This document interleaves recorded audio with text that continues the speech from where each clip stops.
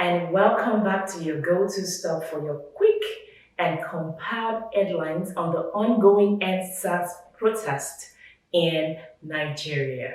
We have some very major headlines coming up. Some juicy stuff has been happening, and I feel like I just have to come out and give it hot and fresh for you guys.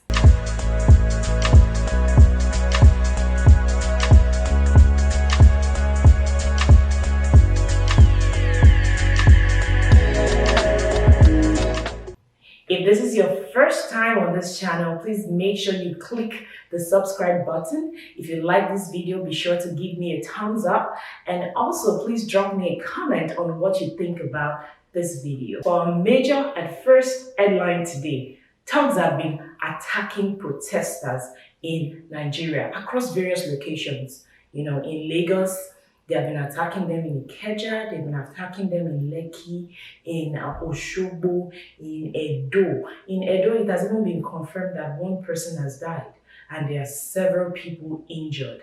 In Osogbo, it was confirmed that the shooting even came from the governor's convoy.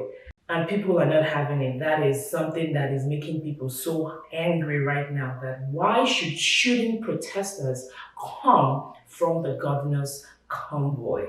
And it has been confirmed that in Osogbo, 3 people have died and 1 is in critical condition and several people have been injured. In Lagos State, in Ikeja, the thugs came and then the police were there standing by watching the thugs with different kind of dangerous tools and equipment and attacking the protesters. The police people just stood by and were watching them. And this is something that has caused a lot of outblow from Nigerian youth, both offline and online. It was alleged that the thugs were sent from MC Oluomo and Baba Alado. But then those people have come out to say that they are not responsible for all of that.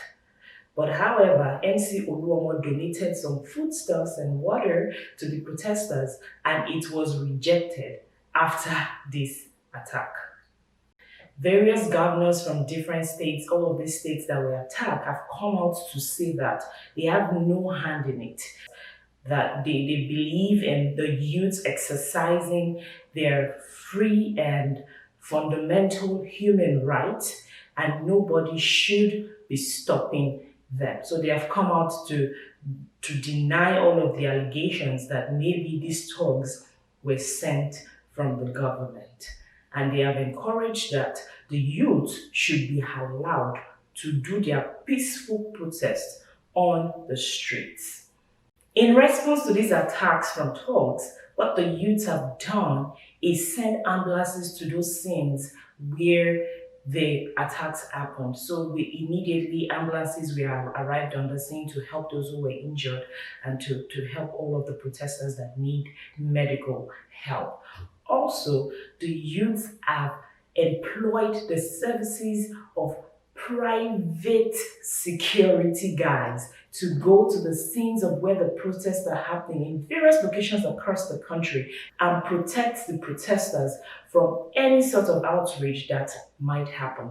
The youths have also come up with a toll-free line that protesters can call for different requests, ranging from legal to security to food to drinks, whatever it is that the protesters need. They can call this hotline and request for it, and it will be sent to them. Wherever they are, it will be sent and delivered to them, which is a very good, applaudable thing that a lot of people are happy about right now, making it easier to contact each other and say, this is what is going on, can you send us help? Another major headline that has taken over the scenes is that the youth had a festival of lights, a candle night light service for all of the youth that have been lost to police brutality across the country. It was such an emotional night, filled with lots of love and singing and oneness. This is one event that brought all of the Nigerian youths together. It revitalized their energy to say that this fight for our lives, for our future, and for our children will not stop. The Festival of Light services happened at different protest grounds in the country. All over the country, they held candle nights, sang songs, held hands together, cried together, called the names of their fellow youths that have passed away due to police brutality. Another major headline to take note of is the financial aspect. Things they happen. Can you believe that the accounts of some of the youths have been blocked? The youths have come out to complain that for 2 to 3 days now, they've not been able to receive funds, the donations that people have been giving towards the protest. They are very agitated right now because even the people that they are sending some money to in different locations across the country to be able to carry out this protest further are complaining that their accounts have been blocked. So people that they are even sending money to for the protest are not receiving the money. There's been a backlash from this because it was alleged that the Central Bank of Nigeria could not track Boko Haram funding. Boko Haram is a terrorist group that has been terrorizing Nigeria for a long time, and they couldn't track the funding of these people. But then they can easily track the funding of donations towards a protest to stop the money from going in. But the youths are not having it. They say this our generation is a pressing food generation, this Sorosoke generation. And they are devising other means to keep going despite the blocking of funds. Another major headline is that on Twitter, the End SARS hashtag has been gaining a lot of momentum. In my last video, I put a screenshot of how Jack solicited for some funds for the End SARS movement. He put up a tweet and asked people to donate towards the End SARS movement. And that alone blew that End SARS movement a lot on Twitter. The hashtag right now on Twitter now comes with a special emoji, or let me say a special Twitter logo that will help the movement of this protest. So online, the protest is going really strong. I'm still talking about online issues. Anonymous, which is just an account on Twitter with a lot of followers, have come out to tell the federal government of Nigeria that they need to act on the request of their youths. If not, Anonymous will attack them. Anonymous has gone ahead to hack the website and social media accounts of NBC, Nigerian Broadcasting Corporation, INEC, Independent Electoral Commission, Central Bank of Nigeria, and even EFCC. So the war from Anonymous is going strong. We're waiting for the 72 hours to elapse and see what they're going to respond with to the federal government of Nigeria if they do not answer to the request of the youths. The Nigerian Army recently released a statement about an online warfare that they are about to carry out, which is called Crocodile Smile. They are about to carry out their first ever cyber warfare. And a lot of people believe that this is in direct response to all of the activities that are going on online for the End SARS protest. The army said this is the first of its kind in Africa, and we're going to see where that leads us. Another headline is that the Federal Capital Territory, the Security Commission of FCT, which is Abuja, has come out to say that every form of street demonstration is banned because of COVID-19, and any form of gathering like that violates COVID-19 guidelines. But you know, Nigerian youths now, they responded and they fired back. They said that politicians all over Abuja have been holding rallies, holding campaigns, and even parties, for their children, wedding for their children, all sorts of ceremonies.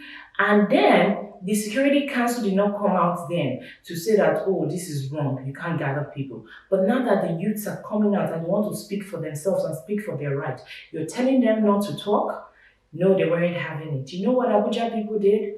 The Abuja youths came out in more larger number that day to come and protest. And they blocked major roads. All over the country right now, the youths are blocking all major roads. To the airport in both Lagos and Abuja, Lagos-Ibadan Expressway has been blocked. It blocked all sorts of social and economic activities from moving in the country. So major roads have been blocked. Things are not moving. Nobody can pass. They tell you to go back if you want to pass and allow them to carry out their peaceful protest. Also, we see that our mommies have come out for a walk. They did a peaceful march in support of the End SARS movement. This protest is really getting a lot of momentum because even internationally, the youths are protesting in the USA, in Germany, in France, in Canada. Nigerian youths are coming out and speaking up in support of the End SARS protest. Even celebrities across the world have also been lending a voice to this protest. You see them on social media saying that they are in support of the Nigerian youths. TG Jakes, Kanye West, just to mention a few, and also some international bodies. The United Nations have responded. We see a senator from the US respond and be in support of the End SARS movement. We see in the UK also, they have responded and said that the federal government of Nigeria should do what is right by its people. Well, let's not say the federal government has not been responding because they have given some feedback. They have come out to talk and explain their point of view on things. So among such things that have happened is the vice president of the country have come out to apologize to the youths and say they are sorry that it took them this long to respond. And also they set up a committee in Abuja, which is headed by the vice president. The committee has mandated all 36 states of the Federation to set up a panel and look into this issue of police brutality against the youths. Also, the Lagos state government have come out to say that some policemen have been arrested and they will be duly prosecuted. They said that they've set up a compensation fund for victims of police brutality, and he also said that they set up a committee who will be trying these police officers. In Anambra State, the governor has come out to show his support to the youth and also said he has fired a former SARS official. This SARS official in Anambra that he fired, there have been a lot of outrage about him, about killing youths, about causing families a lot of pain. The youths have come out to complain, and this guy works as an aide to the Anambra State governor. So Nigerian youths are not having all this feedback. They said, yes, this is all talk. They want more action and they want to see it happen live. So televise it, invite the media to all of these things. We want to see as they are happening because the people have lost trust in the government. They don't believe anything that comes out of the mouth of their politicians because they believe they've been lied to several times. There have been several times that politicians will say, we'll do this, we'll do that. A lot of failed promises, and the people are not having it this time. They said they are not going to stop the protest until they start to see these things. We also see that the government is trying to have like a sit and talk with the youths. But the problem with this is that it cannot happen because the youths have collectively come out together to say, we have no leader. There is no face for this protest. Everybody is a leader. Everybody is a follower. So you cannot call one person and come and talk to the person on behalf of all of the youths. No, just do what we ask you to do. So the federal government have been trying to select some people that they feel like they need to talk to end all of this protest. But those people have publicly come out to say that we will not attend any meeting with you, federal government. We will not have a sit down and talk with you. No, the response should be given to all Nigerian youths. Let us see you guys doing the action, and then we can end the protests. It's been one of a hell of a roller coaster with the End SARS movement. But the Nigerian youths are very positive that this will lead to a good outcome and this will change the country they so love forever. For me, it's the oneness, it's the unity, it's the going strong, it's the togetherness, it's the strength, the power that we have found in ourselves that has just blown me over. Like I said, I'm an active online protester, retweeting, hashtagging NSAS, moving it, trying to get some international recognition, trying to get everybody aware on every activity that is going on the scenes of this protest across the country, across the world, across the continent. We are saying as Nigerian youth that we want our country right. We want things to work for us. In the words of Aisha Yusufu, we want a situation where the child of nobody doesn't need anybody to become somebody in our country. We want justice, we want rights, we want everything to move smoothly and work for us as the people of Nigeria. We want our rights, and it is not asking for too much. Rights are not supposed to be luxury. They are supposed to be provided to us by the government that we employ, we pay, and we put in power to be there for us, to make life easier and go smoothly for us. Thank you guys for being here today. Thank you for listening on this video, and I hope to see you on our next video. Bye bye.